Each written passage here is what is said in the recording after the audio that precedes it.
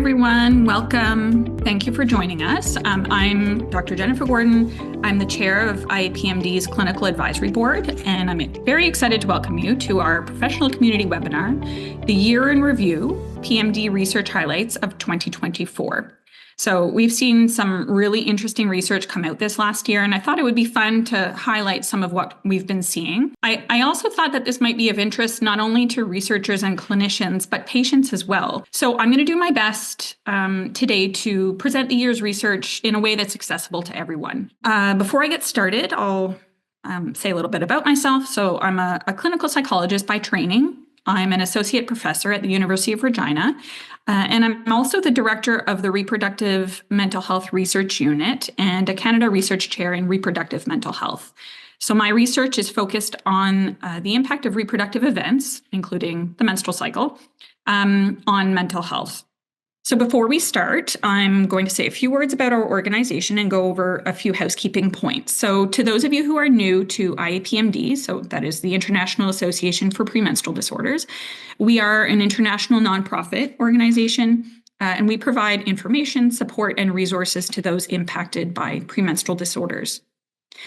I also want to take this opportunity to put in a plug for our PMDD ebook, treatment ebook, which is available for purchase on the IAPMD website. So this book is the result of years and years of work by the IAPMD team and covers everything you need to know about PMDD and its treatment.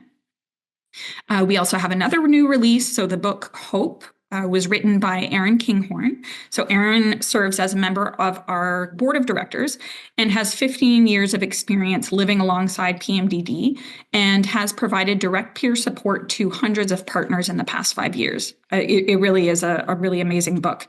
Hope provides an empathetic review of what PMDD is, and as well as how it can impact a relationship and how someone can support their partner better. And all proceeds from both of these books goes towards IAPMD's work. So in 2021, we launched the IAPMD professional community with the mission of bringing together professionals to advance education, accelerate quality research, and create a global network of experts. So for those of you who are part of the professional community, as part of your membership, you can gain access to regular webinars provided by expert speakers, clinical discussion groups, and other networking opportunities. So before we start the session, I just want to disclose that my statements do not necessarily reflect the views of IAPMD or the Clinical Advisory Board as a whole. And if you have any concerns, you can contact me. Starting with some excellent news. So the number of scientific papers with the keyword premenstrual disorders that has been published has been increasing steadily over the last 10 years. So we can see here that we are close to 5,000 papers in a given year on premenstrual disorders. So this is amazing, and you can see the increase is somewhat steeper as of 2020. So lots of great work happening. At the same time, this means that, today I'm really only scratching the surface. If there are 5,000 papers, in a given year, and I'm talking about maybe 10 or so, it was tough trying to select which papers I was going to talk about. So really awesome news that we see the amount of research being done increasing over time. I ultimately decided to focus on these three main areas. So research that I would say advances our theoretical understanding of premenstrual disorders, so how we think about them and their underlying biology. Then some research looking at the consequences of premenstrual disorders, and then finally, research that informs the treatment of premenstrual disorders. So first, starting with the theoretical understanding of premenstrual disorders. So the work that I'm going to talk about in a second is not actually a new study, but rather a theoretical review paper. So it's a review paper, meaning it summarizes all of the research that's been done so far and tries to make sense of it. And in this case, this review paper proposes sort of a model, like a framework that we can use to understand different premenstrual disorders. To start, though, I'm going to talk a bit about how we have sort of historically thought about premenstrual disorders. And historically, honestly, we've kind of thought about PMDD first and foremost over premenstrual exacerbation of other mental health conditions. There's been much more focus on PMDD specifically. Now, this graphic is sort of your textbook menstrual cycle. Okay, the textbook menstrual cycle is 28 days long, even though we know there's lots of individual variability there. And in a 28-day cycle, ovulation happens roughly halfway through, around day 14. The first half of the menstrual cycle is the follicular phase, and after ovulation, we have the luteal phase. So PMDD symptoms happen, the week to 2 weeks leading up to menstruation. And I guess I should point out that day 1 starts with the first day of menstrual bleeding. Okay, so PMDD symptoms occurring the week to 2 weeks leading up to menstruation. This is kind of how we've thought about the occurrence of premenstrual mood symptoms. I'll take a second to talk about the hormone changes that occur over the menstrual cycle. So first we have estradiol or estrogen.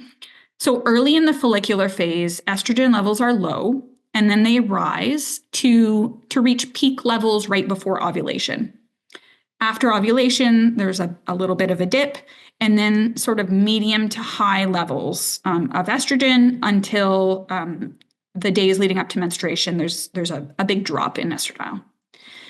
Progesterone is low throughout the follicular phase and then only rises after ovulation in the luteal phase, but then levels drop again leading up to menstruation.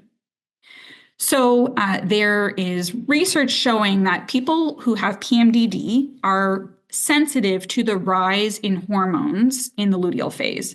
And honestly, between estradiol and progesterone, there's been more research focused on progesterone. So when you give people who have PMDD progesterone, they show an increased sensitivity to that rise in progesterone relative to someone who doesn't have PMDD. And so we sort of conceptualize these PMDD symptoms as being triggered by this rise in hormones early on in the luteal phase. Now, there has, in recent years, there's been more and more research looking at the timing of premenstrual exacerbation of other mental health conditions. And what research is finding is that the timing is somewhat different. And so a lot of this work has been done by members of our clinical advisory board. So Jessica Peters and Tori Eisenlohr-Mell and her team, Katja Schmellenberger, Jackie Ross. These researchers have been focusing on premenstrual exacerbation of things like borderline personality disorder, or looking at the timing of suicidality in people with psychiatric conditions, sort of mixed psychiatric conditions. And what they find is that so symptoms of borderline personality disorder, suicidality increases later in the luteal phase and into the early follicular phase. So it's, we call it, rather than premenstrual, it's perimenstrual, meaning it's kind of the days leading up to menstruation and several days into menstruation. So the timing, you can see the difference in timing. PMDD symptoms is earlier on in the luteal phase, and many people report that their symptoms, their symptoms go away when menstruation starts, whereas we're seeing more research finding that other people experience more symptoms, like when menstruation hits, actually that's the peak of their symptoms rather than experiencing relief. So this research has led to the DASH-MC framework. So this framework was written by Jessica Peters. Tori Eisenlohr-Mell is also an author on this paper.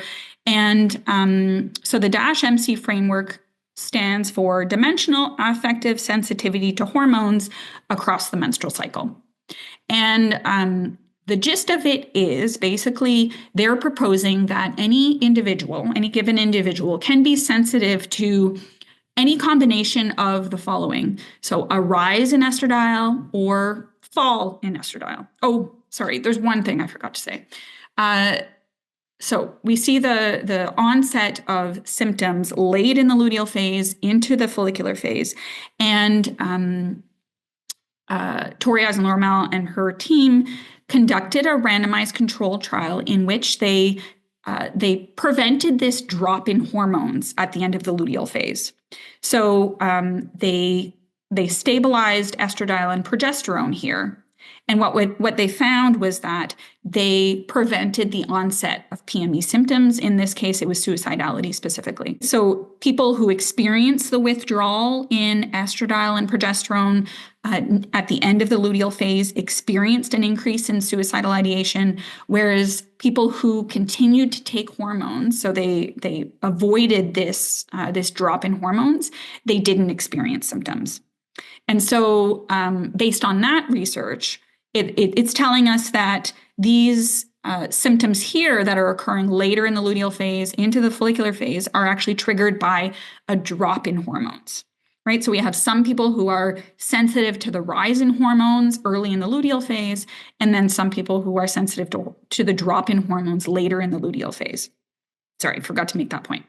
Okay, so back to this. So the DASH framework is basically suggesting that any individual can be sensitive to any combination of rise or fall in estradiol, rise or fall in progesterone. And the idea is that the specific combination that you are sensitive to will determine the timing of your symptoms.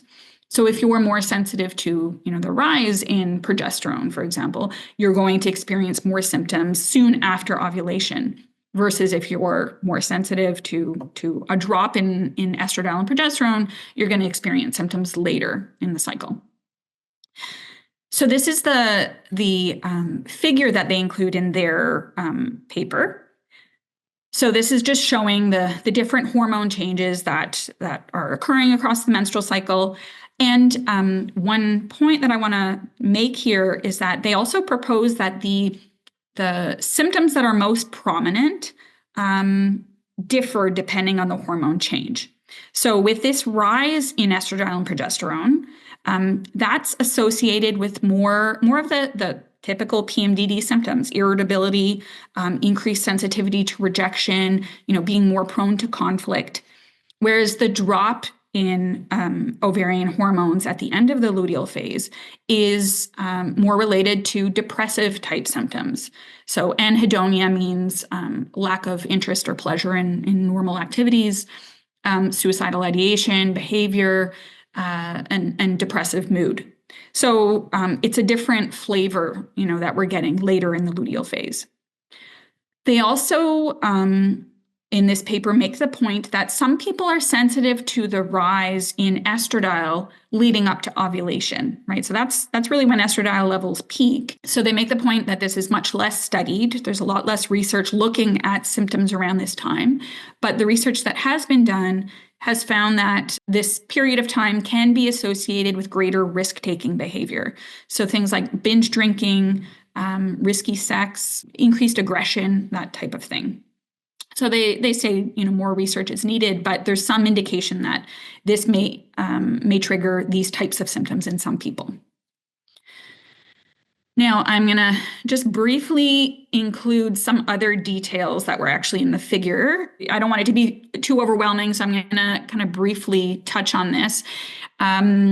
They propose that the underlying mechanisms are different for these different hormone changes. So the neurotransmitters are chemicals in the brain that interact with receptors in the brain to impact functioning. The neurotransmitters involved are different depending on whether you're talking about a rise in progesterone versus fall in estradiol.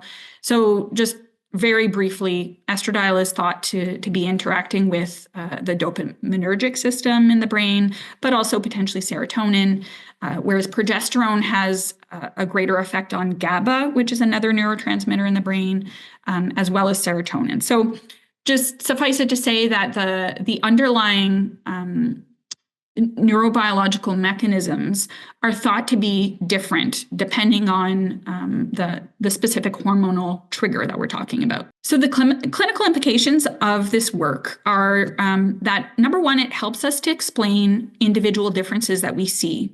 So, we know that if you have a group of people with premenstrual disorders, they're not going to report the same symptoms. The timing of their symptoms is going to be, somewhat different between people. And this framework helps to explain that. It's just the idea is that different people are sensitive to different parts of the menstrual cycle. And also just to point out that, you can be sensitive to both the rise in hormones earlier in the luteal phase, as well as the drop in hormones later in the luteal phase. So someone might, you hear people report that their symptoms sort of morph over time, that it starts more like irritability earlier in the luteal phase, and then they start to experience more depressive mood around menstruation. So all of those observations kind of make sense within this framework. Also, I think this framework helps to improve accuracy of symptom prediction. So if we know someone's specific sensitivity, say you're sensitive to a drop in estradiol, that's going to help us predict when you're most likely to experience symptoms both within the menstrual cycle, but also across other reproductive events like, menopause and the postpartum period. We would expect that that's going to be a difficult time potentially for someone who's sensitive to that particular trigger. I think it also really helps to inform research on the neurobiological basis of premenstrual disorders, because the more detailed we get in looking at different types of premenstrual disorders, then we're no longer trying to combine kind of apples and oranges. Right? Someone who is sensitive to a rise in progesterone, like that's a very different biological mechanism compared to a drop in estradiol. So we shouldn't expect the brain to respond in the same way, basically. So the next section is on research that has been published looking at the long-term consequences of premenstrual disorders. So I'm just gonna to put out a caveat that this research may seem like a bit of a downer, honestly, but there is a silver lining. So just wait till, I'll present the silver lining of this work at the end of it. So just bear with me. So this research is, it's population-based health research on premenstrual disorders coming out of Sweden. So this is a series of 4 papers published by the same research group. It's Dr. Liu in Stockholm. And they use, so health data is basically all the data that is included in whenever or is collected when people go to the hospital, when they see a physician, when they are prescribed medication, when they're diagnosed with a condition. All of that is really well recorded in Sweden. So we have a lot more challenges with this in North America. So for example, in Canada, all of the different provinces have different ways of recording things. So it's much more difficult to kind of have a unified, we don't have a unified data kind of collection system. The European countries are much better at this. So it means that we have really good quality data and with lots and lots of people, and it allows us to ask questions that otherwise we wouldn't be able to, just because it's just really amazing, interesting data. So there are strengths and limitations to this type of research that relies on this population-based health data.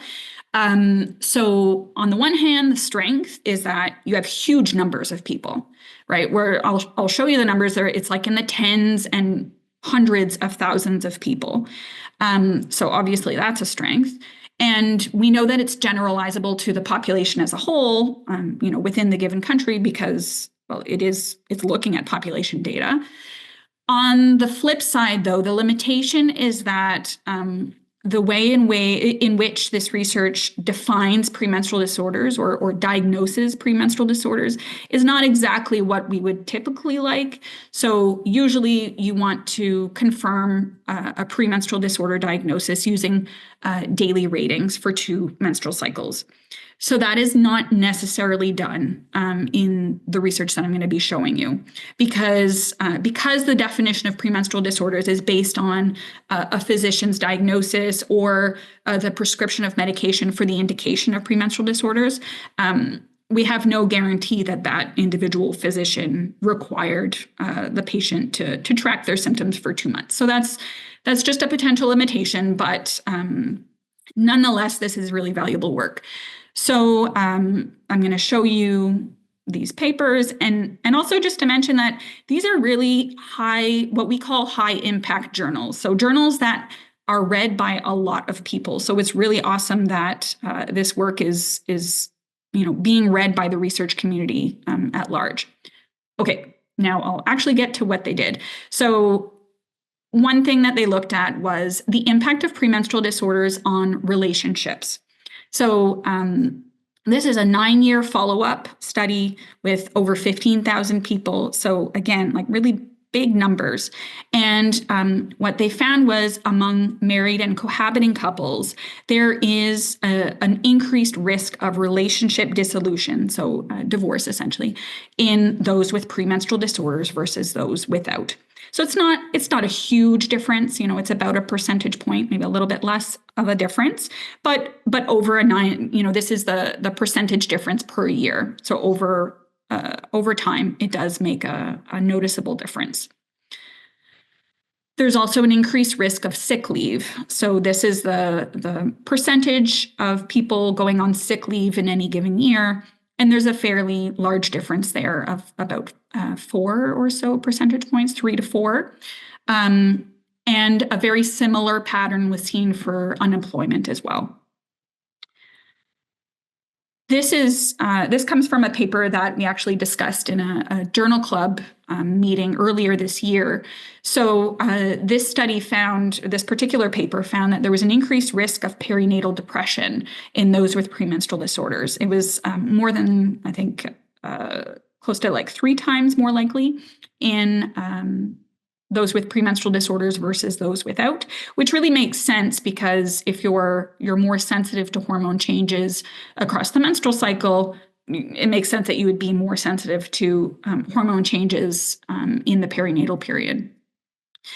And then finally, this paper looking at the risk of death by suicide. So really tragic, we see that there's an increased risk of suicide in people with premenstrual disorders versus those without.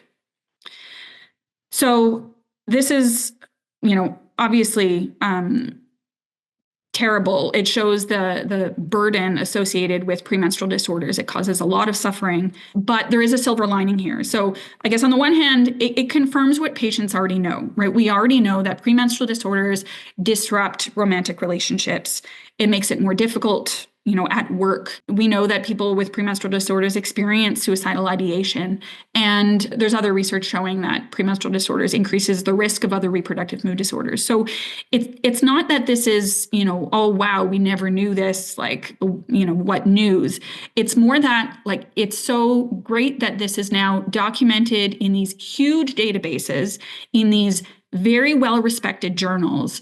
And it really helps to arm researchers like me with evidence that premenstrual disorders deserve attention. It's not, just PMS. Premenstrual disorders deserve research dollars and just more attention in the scientific community. So, that's the silver lining. I think obviously not great news overall that, premenstrual disorders are associated with so much suffering, but really great that this is documented in these really big studies.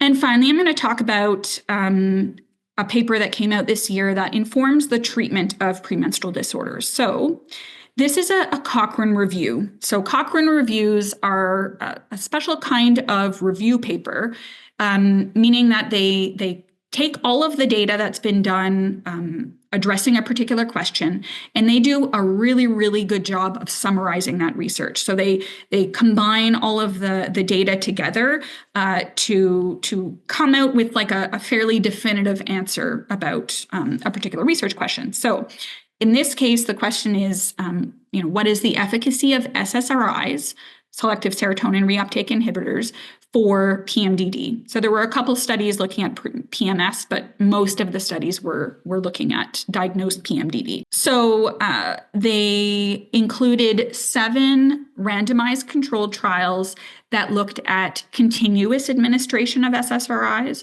as well as 6 randomized trials looking at luteal administration of SSRIs. So, cases in which SSRIs are only taken after ovulation. So what they found was that overall, both types of administration were effective, better than placebo, effective in decreasing symptoms.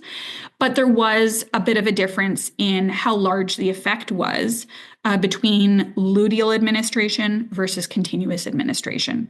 So the effect size for luteal administration was small to moderate, or small to medium, versus continuous administration was medium to large. So it seemed to be more effective overall relative to luteal administration. On the flip side, though, there were some side effects that were more severe in people taking continuous administration. So the ones that I noticed with the biggest difference were sleepiness and decreased concentration, as well as constipation. So most of the other side effects were pretty similar between the 2 administrations. So, at the end of the day, it still comes down to an individual decision, if the side effects of continuous administration are maybe not worth it.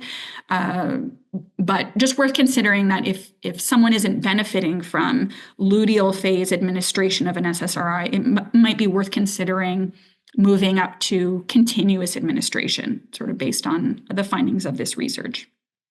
So overall, I would say that 2024 was a great year. We see a growing number of studies. Our understanding of the biology of premenstrual disorders is evolving. And there's better evidence that premenstrual disorders really deserve more attention. And it is getting attention. Like I mentioned, a lot of the papers that I talked about today are in very highly respected, highly read journals. So that's really, really great. It's going to be less of a, that helps it to become less of a niche topic that only a few researchers really focus on, and become more well-known among healthcare providers at large. Okay, so I also wanted to talk a little bit before I end about some of the pieces that the Clinical Advisory Board has been publishing this year that are not so much, it's not research studies per se, but rather commentaries or pieces that are aimed at sort of advocacy and education. So this is one paper that we published in Lancet Psychiatry, which is a very highly respected journal. So we, the Clinical Advisory Board, wrote this paper on arguing that suicidality should be considered for inclusion in the diagnostic criteria for PMDD. And this was partly sparked by that paper that I talked about, by the Swedish study. So that study and other studies show us that many people with PMDD experience suicidal ideation, and yet that is not reflected in the diagnostic criteria for PMDD. And so here we're making the argument that we should consider changing that. I collaborated with an OBGYN earlier this year to write this paper, 5 Things to Know About PMDD. And this is in a journal that is read by family doctors throughout Canada. So I thought, that's really a group that we want to target more, right? Because that's usually the first point of contact that patients have, is you see your family doctor, and we hear lots of reports of, they had to kind of Google what PMDD is sort of off to the side, and they're not receiving the education needed on premenstrual disorders. And Lisa Hansu, a member of our Clinical Advisory Board, wrote this paper arguing that PMDD affects 5 times as many individuals as postpartum depression, but receives 80% less research funding from the National Institute of Health. So really great to see this work out there. It's, increasing awareness of premenstrual disorders. The more that researchers in other areas kind of read about this and realize how important it is, the better. We would love to hear your feedback on this webinar and anything else you have feedback on. So you can scan this QR code here. Also, if you have other ideas for topics that you want us to cover, we are totally open. I'm all ears. I would like to provide content that is valuable to the community. And then to access our website and resources, you can scan that QR code to my right. I'll just leave the QR code up for just a second in case you wanted to scan that feedback page. Is there more research or discussion into PMDD and perimenopause? Oh my gosh, that's such a good question. That is, I would say yes. Some of it is my own research, honestly. The menopause transition has always been a huge interest of mine. A lot of my research has been focused on hormonal sensitivity across the menopause transition. And actually, we just completed a large study in which we collected hormone data and mood data in people experiencing depression in the menopause transition. I think there are a lot of parallels between PMDD and perimenopause. So I don't know. I guess short answer, yes. I think there's going to be more work coming out of my lab for sure, and I think there's just generally a greater awareness that there is likely a strong link between PMDD and mental health in the menopause transition. It makes sense. If you're sensitive to hormone changes across the menstrual cycle, you're going to be sensitive to hormone changes in the menopause transition. So I do see more work happening in that space. So question. So would the DASH framework be applicable if someone was perimenopausal before being diagnosed with PMDD? Yeah, so actually what I really like about the DASH framework is that it, I guess one study that I didn't talk about in my presentation is one that I actually published this year that identified or developed an algorithm for calculating how sensitive an individual is to hormone changes. And the nice the nice thing about that is that it can be applied to the menopause transition. So if we had a way of, measuring hormones regularly, like multiple times over time, and mood over time, we could potentially, in that paper, we identified a way to calculate how sensitive an individual is to estradiol changes and how sensitive they are to progesterone changes. And yeah, in this particular case, in the paper that we published, we were looking at perimenopause. So, and that is a challenge for people in the menopause transition is they feel like it's probably hormonal, like they're experiencing mental health symptoms that seem to be cyclical. But because the menstrual cycle is kind of all over the place in the menopause transition, it's hard to figure out whether it is sort of perimenstrual symptoms or premenstrual symptoms. So it is a challenge in the menopause transition. I think a lot of people feel like their PMDD symptoms or their PME symptoms are getting worse in the menopause transition, but it's just kind of hard to pinpoint what's going on because hormones are all over the place and cycles are no longer regular. Okay, is there a paper or something on how relationships are affected and how to troubleshoot? Yeah, I think there's going to be more and more research focused on psychological intervention. Some of my work has been focused on psychological intervention, so helping people. So not to say that there's no, like, obviously premenstrual disorder symptoms are triggered by biological changes, right? There's no doubt about that, but that doesn't mean that we can't apply psychological skills, I guess, to cope with that. And I think a big focus should be on relationships, because that's one of the things that people struggle with the most is their romantic relationships, their relationships with their children are really impacted. And so I think there is a greater need for programs or resources that help people to better manage conflict in relationships, and that some of my work is focusing on that. So I think you'll be seeing some stuff coming out in the next year or so. I just had there's another question here about, is there research on PMDD and autism? Off the top of my head, I'm not sure. If nothing has been published, I'm sure that it's being done, because that is a very big area of interest right now. I think because there's more and more awareness that premenstrual exacerbation of mental health conditions is kind of really a thing that we're seeing across all kinds of different conditions. So I know there is some research on ADHD. Autism spectrum, I'm not sure off the top of my head, but I'm sure there will be some coming out soon, if not already. Some research that I struggled with the decision of whether I should include it or not.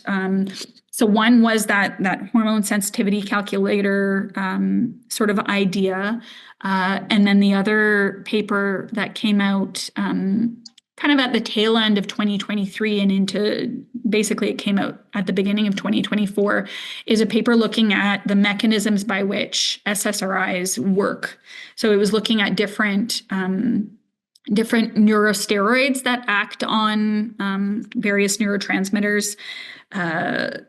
Because we know that SSRIs work differently for premenstrual disorders versus typical depression unrelated to the menstrual cycle. So I think there's more of a focus on that, like understanding why that is, what exactly the mechanisms are there, so that we can create better medications in the future. So as a holistic provider working with PMD, is there a way to share the patterns that we're observing in our work, sometimes before the research even comes out, to help support future research efforts? For example, I do a lot of nutrigenomic testing and observe a lot of patterns with certain genetic SNPs. I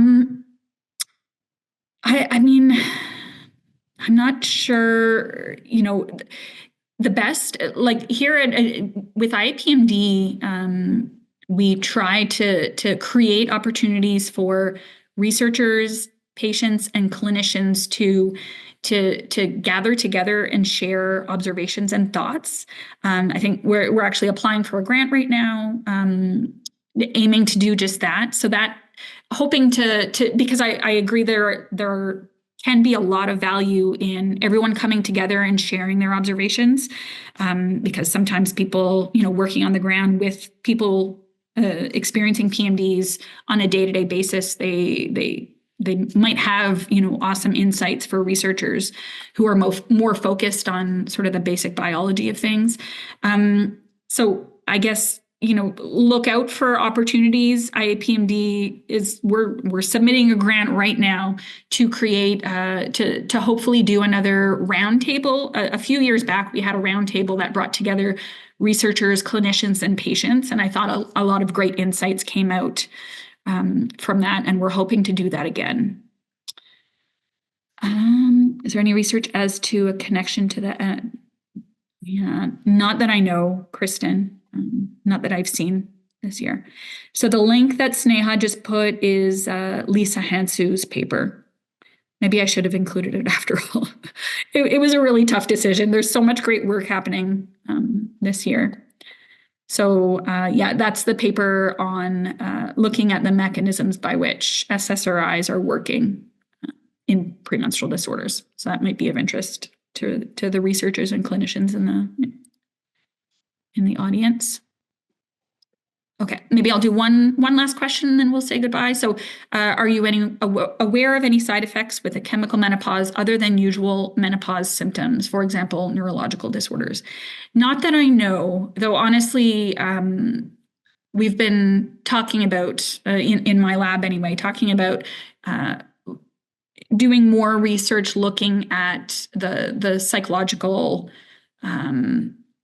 experiences of people going through chemical menopause. So not that, I think chemical menopause really brings amazing relief to a lot of people, but